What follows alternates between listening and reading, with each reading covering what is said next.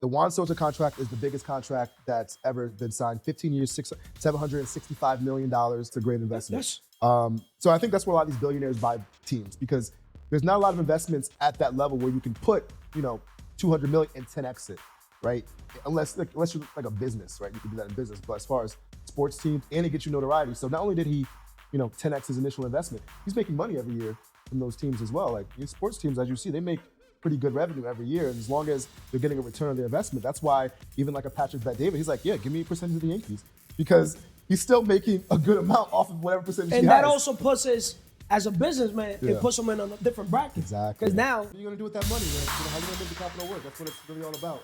Welcome to Capital Gains, a podcast where we'll talk about financial fitness and investing. My name is Sam Arekasima. you don't need to be 18 to buy your first home. No, I'm your host. On this podcast, we'll cover a variety of different investing. Over the years, how many businesses have you been involved with, either creating, funding, or just really being involved? People have the resources. They're just not resourceful. Well, because I think when you're talking about even a millionaire, we're really talking about his mindset, right? And How about if I'm lying? How about if I don't even have $1 to my name? you have an idea? Woo! And then the lender's going to typically give you guidelines. They're like, we're only going to give you this money if this property makes X amount of dollars. So when you're running your numbers and the bottom line is negative, the lender is not going to give you a loan because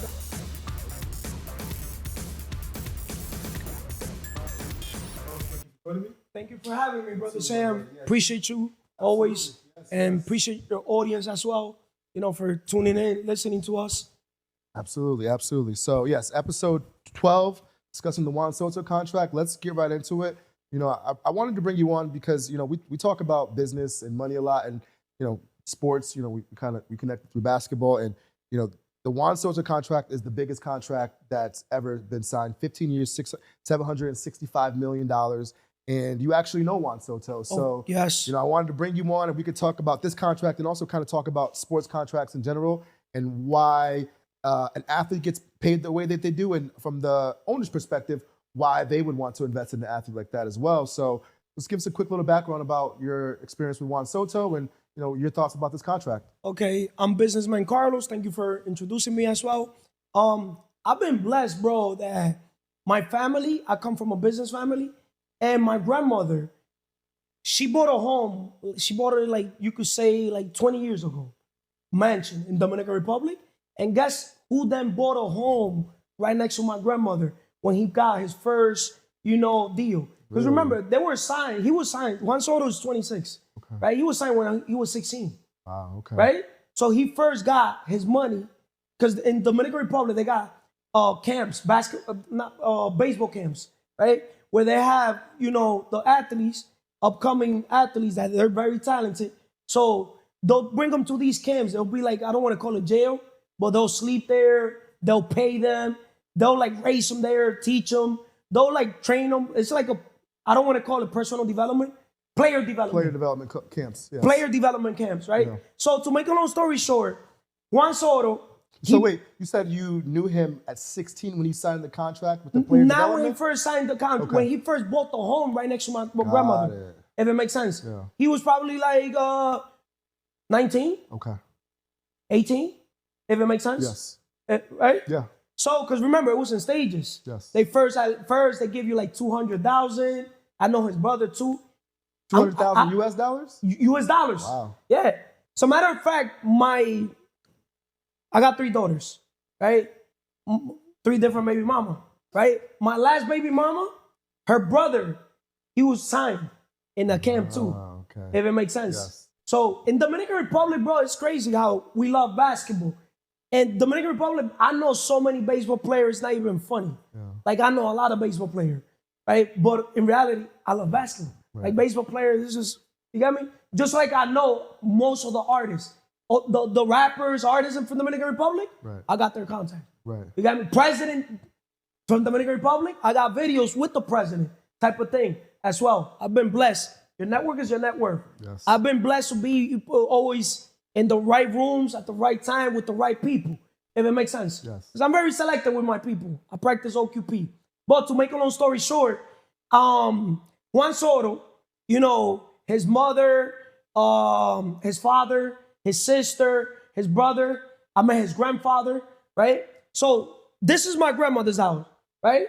Welcome to Capital Games. I am your host, Sam Arekasima. In this podcast, we will cover financial education, financial entertainment. We'll cover a variety of topics. This will be a community where people can give feedback, learn information, and if this is the type of content you like, subscribe, share, and tune in, and we'll catch you next time. Right next to it. I'm talking about it right next to it. And they used to go to church together too with my grandmother. Like my grandmother's close. Like when I say close on a different level with his family. Well, they're neighbors, right? Yes. But you know who I got close? With his father. Okay. If it makes sense. And then he also used to play outside the house, right? But they used to play with a stick with and a the stick. cap and the bottle cap. From the bottle. They were not playing. Well, they have the bats, but they were playing, you got me, to get their batting on a different level. Yes, the hand-eye coordination. So, making a long story short, I travel to Dominican Republic every week. I haven't been traveling.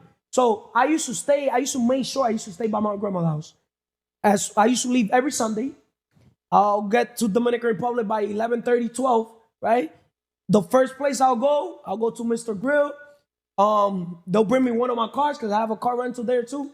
You know, they'll bring me an exotic car from there. Boom. I'll eat something. You know, I got to get a daily haircut. They'll cut my hair.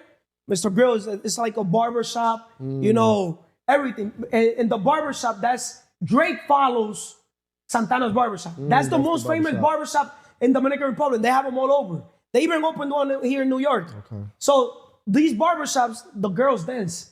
I don't know if it makes sense. I think I've seen the video on it. Right? Yeah. So Drake follows him. Yeah. Right? But to not get off topic, Juan Soto, I was able to talk to him multiple times, his brother multiple times. You get me? I was able to connect with everybody. Like, it was literally like, if I saw him a lot, bro. Like, a lot. Yes. If it makes sense. Yes. But to make a long story short, he's a regular person just like me and you.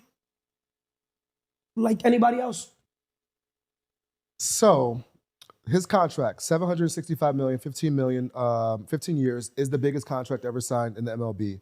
And, you know, a lot of people, they think that athletes are overpaid, right? But to me, you get paid for the direct proportion to the problem that you solve, right? Yes. So what problem is it that athletes are solving that allows them to get paid so much? Excellent question. First of all, an athlete, and look, I didn't prepare for this episode, but to me, it's common sense. You're going to get paid in direct proportion to the difficulty of the problem you solve. You're entertaining. Yes. Right? So you're here attracting a crowd. You're attracting a fan base, right? You're filling up arenas. So why not get paid? Right? Yes. You get paid in direct proportion to the difficulties of the problems you solve. The problem they're solving is they're attracting the people. They're getting a bunch of people. The owner created a garden so the butterflies could come. So now the owner needs to have systems and process, but the owner needs to also have people to run the systems and process. Right. So the systems and process are there, right? But now the people are the talents. Without the talents, the systems and process do not work. Right. Right? So this is where the owner needs coaches also. He doesn't only need the players playing in the game. He also needs coaches and player development and other people that also keep the players, you know, in their top overall performance so they could keep attracting people. Because the minute they attract a fan, they're going to be able to sell jerseys. They're going to be able to sell the tickets. They're going to be able to sell food, alcohol, a billion different things. Absolutely. Sponsorships, you know? Yeah, just so we have it for the record, the average, last year, the MLB made $11.6 billion as a league, and the average revenue per team was about $400 million. So obviously that team is making, let's say, $400 million. That's what allows them to go ahead and pay a Juan Soto roughly, what, $51 million a year. Yes. So he's more than 10% of their payroll. Yeah. 10% of their income. But understand. He brings in way more. Bro, his performance. Yes. He was able to hit a home run in every arena. Yes. You got me? Yes. That's why when you know your worth as a player, believe it or not, because I remember that time, his contract was been negotiating all these years. Yeah. I don't know if that makes sense. It does, yeah. Like, I had these conversations with his father, and I'm like, hey, in my case, I know my worth. I would never let, obviously, nobody tell me how much I'm worth. But in their case, obviously, you got to know your worth, but you also got to be realistic. I remember when his contract, they were trying to give him 300 something. And I told them, for how many years? I forgot for how many years, but I told them. Welcome to Capital Games. I am your host, Sam Arekasima. In this podcast, we will cover financial education, financial entertainment. We'll cover a variety of topics. This will be a community where people can give feedback, learn information, and if this is the type of content you like, subscribe, share, and tune in, and we'll catch you next time. Oh, you're worth more. So do you think the contract he just signed, he was overpaid or underpaid? Straight up? Straight up. Underpaid. Okay. Underpaid, but it all depends who you ask. Right. Because you're asking me from an owner's perspective. Yes. I look at life from a different point of view. Okay. Understand, if I'm going to give you $765 million, let's put it simple numbers. If I'm going to give you $500 million, that means that you're going to bring me minimum $1 billion. 1.5. Yes. Whatever, understand something. When an employer hires an employee, a lot of people think that the employee is the one that's supposed to be thankful. The employer should be the one. Because when we hire somebody, we're looking at how much money are they going to make us. Absolutely. We're not looking at it, how much we're going to pay you. Absolutely. We could care less how much I'm going to pay you. All I'm looking is ROI, the return on investment that I'm making. How much am I going to make back? And for perspective, the average MLB team makes about 400, but the top producing team, who do you think that is?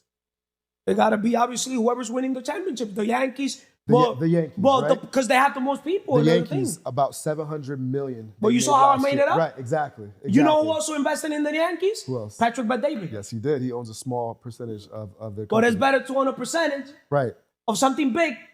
So now I would bet that last year the Mets were closer to that 400 million number. But now they're in New York. But now with Juan Soto, I bet you they're closer to the Yankees. Yes. Because of all the attention that bringing him in. And that's why Steve Cohen, the owner, went ahead and paid that contract. Because not only does it elevate the team, it elevates the whole organization.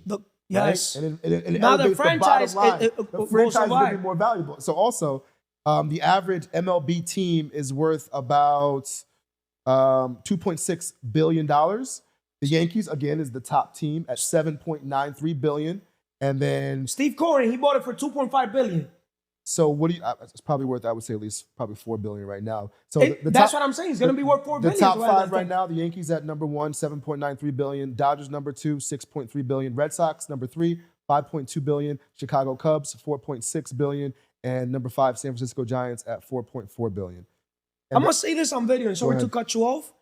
I see not just myself, us in this organization owning a team. Yes. Bro. Yes. Bro, how I see money, yeah. There's nothing impossible. Yeah. Whatever the mind of a man can conceive and believe, it can achieve. Bro, I know for a fact, because at the end of the day, they buy these teams raising capital. Yes, they do. Private equity. Yeah. You got me? And I think, especially with deals like this, let's say for right now, let's say you wanted to buy the Mets, it probably cost you about $6 billion, right? And even if they could say, no. What do you think? He bought it for 2.5. Right. By the end of the time when the contract is over, it should be worth $4 billion, $5 billion. Right? Okay. Right? So if we want to buy the Mets right now, he'll sell it. He wouldn't even sell it because he now has an emotional attachment probably to it. Unless he's looking at it overall from a business perspective. That's why I said $6 billion for him to even think about selling it. Right? Yeah. Just even think about it. For the right price, everything has a price. Exactly, right? Yes. But it all depends who you ask, because sometimes, look at it, the Mark Cuban of the world. They did it for the passion. Yes. Right? But then Jordan, you got me? He did it also for the passion, but also then when you don't understand the mindset behind the players and you already approach the game from a different mindset, it's going to rub you a wrong way. Yeah. It's going to pretty much turn you off. So speaking of Jordan, so I think he bought the Charlotte Hornets for about $200 million when he bought the team, 15 years ago. Got to be worth billions on it. He sold it for $2.5 billion. So he was able to 10x his investment in about 10, 15 years, which is great, right? That's a great investment. Yes. So I think that's where a lot of these billionaires buy teams, because there's not a lot of investments at that level where you can put, 200 million and 10x it, right? Unless you're like a business, right? You could do that in business. But as far as sports teams, and it gets you notoriety. So not only did he, 10x his initial investment, he's making money every year from those teams as well. Like these sports teams, as you see, they make. Welcome to Capital Games. I am your host, Sam Arekasima. In this podcast, we will cover financial education, financial entertainment. We'll cover a variety of topics. This will be a community where people can give feedback, learn information, and if this is the type of content you like, subscribe, share, and tune in, and we'll catch you next time. Pretty good revenue every year, and as long as they're getting a return on their investment, that's why even like a Patrick Bet-David, he's like, yeah, give me a percentage of the Yankees, because he's still making a good amount off of whatever percentage he has. And that also puts us, as a businessman, Yeah. it puts him in a different bracket. Exactly. Because now he used that as leverage, as a marketing tool. I'm one of the business partners in the Yankees. Because they're not going to basically let just anybody. They vet, right, exactly. Now he's done it. Guess what? He's a part of the network. Yes. Right? So now he's just expanded his network. They don't understand that Right. the same, he'll go invest $50 million, Right. and the same organization, he'll raise $500 million. Exactly. You got it? Exactly. But it takes a different mindset to understand this. Yes. That's why you got big risk, big rewards. And I was watching his podcast the other day. He talked about how he invested in the Yankees, and he said, they have a very thorough vetting process. They don't let just anybody own the Yankees. But now, since he's already gone through that vetting process, and he is, part of the Yankees, he can now go buy another team, and guess what? He's now going to be at the top of the list because he's already been vetted. So his dream or his goal is probably going to be to buy a full team or have not a full team, but a majority ownership in the team, because a lot of these franchises, no one owns 100% of the team. Like you said, they raise capital and they'll give a percentage of the team, and you might own 51% or 60%, and then you have your other thing partners. is, wealthy people, you never want to own things 100%, because when you own 100% of something, you got to do 100% of the work. Exactly. You want to do things in a way where, okay, you're taking calculated risk, but you're also doing it with other people, and it's more fun when you do it with other people. Right. I don't know if it makes sense. All right, so let's break it down now. So you said that he's underpaid. So if you were in Juan Soto's shoes, how would you have negotiated that contract? First of all, what would you have asked for? First of all, I'll go for the equity, bro. You got me? Because this is how I look at the world. You got me?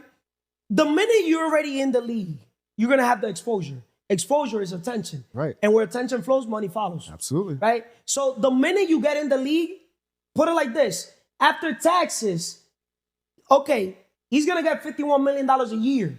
But that $51 million is not even the owner that's gonna pay him. It's the fan.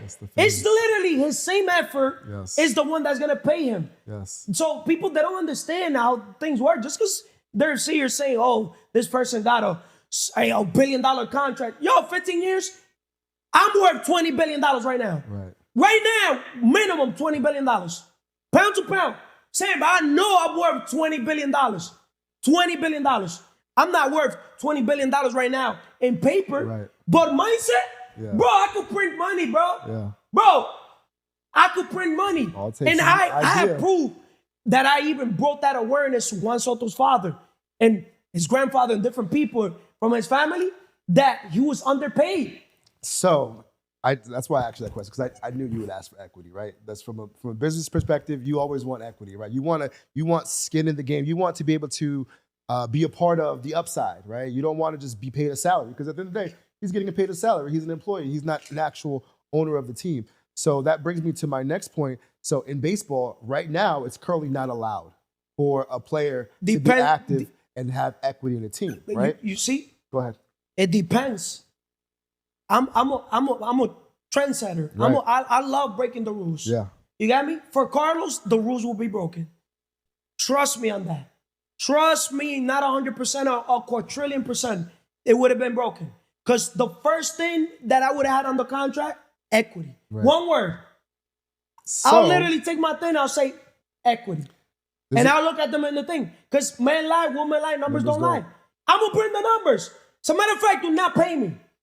Do not pay me. I'm going to keep proving it. So let me give you a little example of how that it could look, right? Everyone knows David Beckham, right? 2007, he left, I think, the Premier League that he was playing in, and he came to the MLS, which is basically a brand new soccer league in the U.S. at that time. The way he negotiated his contract is how you would have negotiated it. They wanted to pay him $6 million a year, which they did, but he did two very smart things with his contract.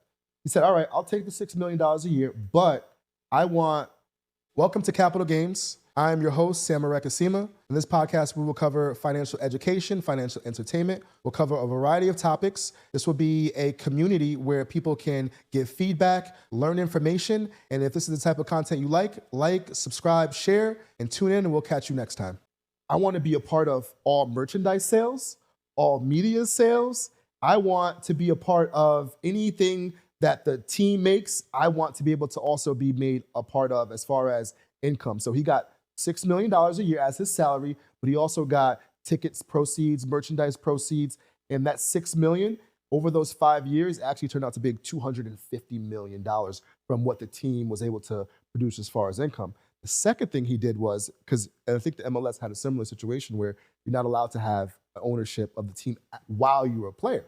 So what he did is he put a clause in his contract that says, once I retire, you guys will allow me to buy one of the expansion teams. At the time, I think it was probably only like 8 or 10 teams in the league, but you guys are gonna allow me to buy an expansion team at $25 million, right? So he negotiated that in his contract, and he was able to do that. And when he retired, I think he actually got one of the first teams, it might have even been either LA Galaxy or Miami, but he got it for $25 million.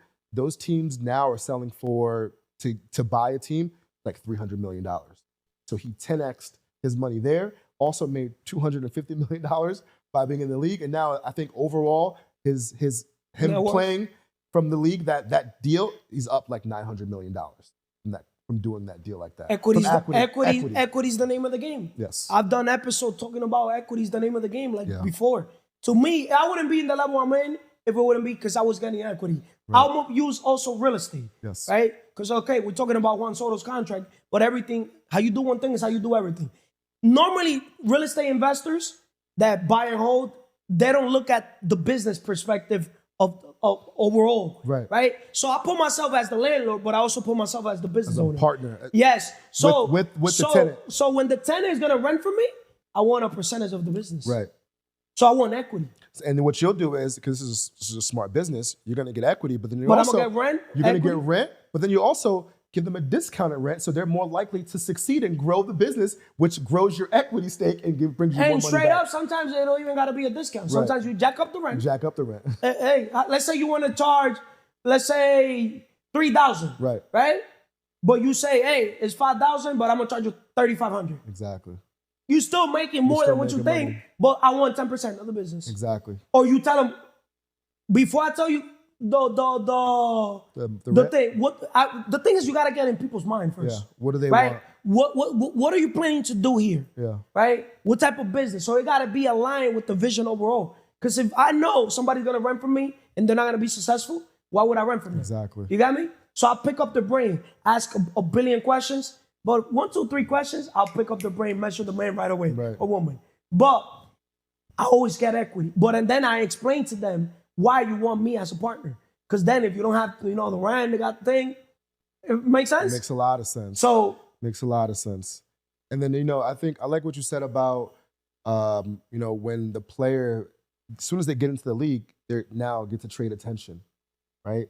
So what attention now also allows the player to do is, all right, you're going to pay me $50 million a year, but that doesn't stop them also from now generating more income through endorsements and deals. And real quick, let me go over the top 10 endorsements for 2024. The number one player, can you guess who the number one person is for endorsements this year? You talking about for overall in the world? In the world? Yeah. It got to be Juan Soto. No, not endorsements. Endorsements, not their contracts, like what they get from sponsorships. You talking about like Nike, Adidas, things like that? Yeah. Commercials, Coke, Pepsi, all that stuff. Yeah. Okay. Who do you think it is? Nah, tell me. LeBron James. Oh, you're talking about players. Yeah, okay, players. oh yeah. So number one is LeBron James. He makes about $80 million a year of endorsements. Number two, Lionel Messi, $70 million. Number three, I'm surprised, Giannis Antetokounmpo, $65 million. Number four, Cristiano Ronaldo, $60 million. Number five, Steph Curry, $50 million. Number six, Kevin Durant, $45 million. Number seven, Rory McIlroy, plays golf, $45 million. Number eight, Mbappe, $20 million. 9, Neymar, $28 million. And then Coco Gauff. I don't know who's Coco. She plays tennis, $21 million. I had no idea that she makes that much off of endorsements. But that just goes to your point where we're at a point now where the attention is actually more important. And the currency of welcome to Capital Games. I'm your host, Sam Arekasima. In this podcast, we will cover financial education, financial entertainment. We'll cover a variety of topics. This will be a community where people can give feedback, learn information, and if this is the type of content you like, subscribe, share, and tune in, and we'll catch you next time. Attention is a currency. Attention is a currency, and I think the new model, which you see what all these celebrities doing, is they take all their attention that they're receiving, all their views, and all their people who are really watching them, and then they have a brand, right? And then now they attach it to a product, right? Yes. Right. You see it with, I think, what's his name? The Rock has Terramana. He sells alcohol. Colin, what's his name? Not Colin. McGregor, right? Conor McGregor. Conor McGregor. He has another spirit. So what these athletes or entertainers are now doing is they're trading attention. They're using their brand currency to now launch a product, and then now that's even taking their wealth to a whole nother level. They make more off of those than anything they do in a movie or in a game or anything like that. And that's actually really how they're, that's the new model for really growing your wealth, is through your brand, right? Creating your personal brand and then using that currency of attention to, elevate yourself and elevate your brand. So I think, you really nailed it. And I think, this conversation as far as athletes, how much they're getting paid and if they're underpaid, is as long as people want to watch, they're gonna keep making this type of money. This is the thing when it comes to, because this is not the athletes that are being underpaid. You got me? Because it's all perspective. It all depends on your performance. Yes. You got me? Most people, they don't know their value. Right. Right? But I do understand why most people don't understand their value. Why is that? They haven't done their inner work. Because when an athlete sees the world just from an athlete perspective, obviously they're gonna what? They're going to. They're not gonna see the business side of it, right? That's why they gotta get the Scott Boros. You got me, the agents. To you got me to represent, right? Because they already know the business. They know the game. They already have the network, right? They already have all the relationships with all the teams. I don't know if it makes sense. Makes a lot of sense. Right? So the Scott Boros, they already, preparing these players. They give them the contract before. So understand, these people buy the people before, and then they sell the people to the league. Got it. So they prepare the people, they prepare the talent, and then they present the talent. So scout, they'll bring them, they'll tell them, okay, look, I got 20 guys, but I got 100 guys, right? But those 100 guys, he already invested a year in the camp, $2.5 million, paying all those guys. Yes. So that came from his pocket. Yes. Right? So now out of those 100 guys, 80-20. 20 guys will come out good. Yes. But now out of those 20, 4 of them will come out good. Yes. And out of those 4, 1 will be elite. One will be a right? Juan Soto. Yes. So one will be a Juan Soto. Yes. So that's the thing. Yeah. Right? So for example, Elian Soto, he signed. That's Juan Soto's brother. Oh, okay. Right? So it's the same thing. And the thing is, remember, once you're already attached, if you're Juan Soto, and of course your brother's going to have a higher chance than a regular Joe Smoke. Of course. You know what I mean? Yeah. Make sense? Makes a lot of sense. My daughter's uncle, my youngest daughter, I told you, he was signed. Well, he fucked that up. My cousin, Alvaro Paulino, he was signed. The one that has business. He was signed. He messed up his back. So making a long story short, going with the 80-20 rule, Juan Soto now is presented. They'll bring him to the U.S., right? Because they'll do the a visa, work contract, work ta. So they'll take him to, for example, to Miami or to one of the teams, right? Hey, try it out. Now they start making headlines. Hey, this guy's a new prospect. They start hyping the person, but they'll put him to play to prove that he could do it. Yeah. You know what I mean? Like Bronny, they'll put him, to play with the NBA people to see if he's really about it. You got me? Yeah. Now if he's able to perform, now he gets the contract. It's a different level. Yes. Now if you're able to outperform, that's a different level. Yeah. You're able to stand out, bro. Right now you can ask whatever the fuck you want to ask. Yeah. Right? What do you want? Because now what do you want? They're gonna give you whatever you want. You got me? Yeah. Because now you know your worth. So I think in the future, these contracts, again, the reason why in the MLB he wasn't allowed to, because they have what's called the CBA, collective bargaining agreement, where it's stated in the bargaining agreement that players can't basically get equity in a team. But I think eventually at some point that's going to change because welcome to Capital Games. I am your host, Sam Arekasima. In this podcast, we will cover financial education, financial entertainment. We'll cover a variety of topics. This will be a community where people can give feedback, learn information, and if this is the type of content you like, subscribe, share, and tune in, and we'll catch you next time. There's going to be an athlete who signs a $1 billion contract, right? And the team is going to be like, well, how do we pay them, right? But they're going to pay them based on their future success. So the only way that you're going to be able to do that is by giving equity, right? Because they're not going to be able to make enough on an annual basis to pay them. But if they say, hey, you know what?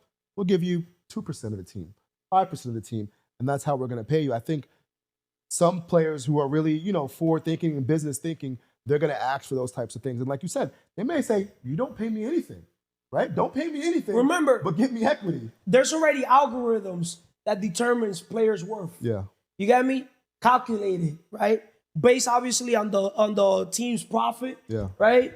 And once they break down those numbers, once you already know how much the team makes per year, yes, you're already gonna say, okay, I'm gonna have this budget for the players. Yes. But obviously I cannot just give all the money to one player. Right. I gotta divide because it's a team sport, right? It's not a one-person sport. But one person could bring more people than everybody else. Yes. A lot of the people are placements. Yes. It's like the NBA. In the NBA, I don't watch basketball, I don't watch MLB, I don't watch sports, but the players that are known, they're the most known. And there's most players are not even known. So the NFL is the most profitable league, right? They average I didn't even know that. They make $20 billion a year. MLB is about $11 billion, and basketball is about $11 billion. You want to hear the funny thing? Go ahead. My business partner, Alex, yeah, one of his main partners is an NFL player. Wow, okay. Makes sense. Yeah. So yeah, the average NFL team, I think, roughly cost about See, I didn't even know that. $6.5 billion for basketball. Again, they make about $11 billion a year. The average NBA team costs about $4.4 billion. The highest valued basketball team is the Golden State Warriors at $8.8 billion. But you know why? Steph Curry, right? Steph Curry brings that value. The next is the New York Knicks at $7.5 billion. The reason why they're so valuable is because they're in New York City, Madison Square Garden. It all gets packaged together. That's part of their valuation. The number 3 team, Los Angeles Lakers. They're in LA. They have LeBron, $7.1 billion. And the number 4 is the Celtics at $6 billion, and the Los Angeles Clippers at $5.5 billion. So, these teams, they generate so much money, and that's how they're able to play these players. And like I said, I do think at some point there will be a player who says, I want equity to play for your team. And, once it's collectively bargained that it's allowed, you'll see that, I think, going on in the future. They have ride or die type of fans. Most people are drifting through sports, escaping reality through sports. You got me? There's a lot of people, that probably don't even play sport, but they know all the stats, all the players, how much money they're making. As a matter of fact, they don't even know how much money they're making, most people. They know all their stats. And then how many points the LeBron dropped, I don't care. I think also the reason why football is so valuable now is with the fantasy football leagues and the betting. There's people who don't really watch football, but they'll bet on football all day. I was gonna say, yeah, because I never bet fantasy footballs and things like that. So, I think the NFL has probably like the biggest, gambling fan base out of all the sports Black teams. people. Right. Straight up. Yeah, and then it's how they make their money, and as long as there's people willing to watch, they'll be able to. Those players will continue to be able to get those contracts. So it is time for us to wrap it up. And is there anything that you wanted to share before we wrap it up? Man, you gotta understand, world. If you don't invest on yourself mentally, on your mindset, you could literally be underpaid. It could be as an athlete, or it could be as an employee, or even as a businessman, or as an investor. When I'm here doing a deal. You got me? I focus on getting equity. Yeah. Because I'm looking at things long term. I'm looking at every angle. It's not that I'm here trying to be greedy, but I don't want that instant gratification, right? I want to take the risk overall, and equity is the name of the game. Yeah. So if Juan would have literally, Scott Boras, if they would have negotiated, $1 trillion%, somebody could have influenced.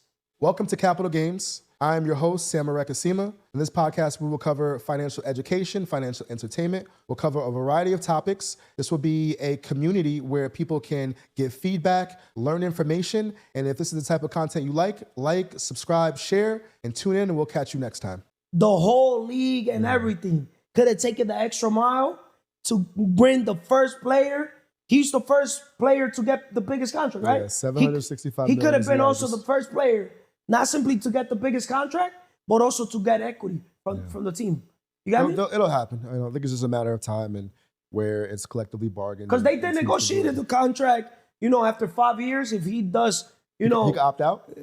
Yeah, so he'll be able to go to 55 million. Okay. All right. Well, that's not, bro, nah. Because either way, inflation and all that, come on, man. That's like a pay raise. Yeah, basically. All right. Well, Carlos, thanks for joining us today. And, tune in, guys. If you like this type of content, please share in the comments. Let us know. Your feedback is valued. Again, I'm Sam Arekasima. I'm your host. Thank you for watching Capital Gains, and we will see you guys next time.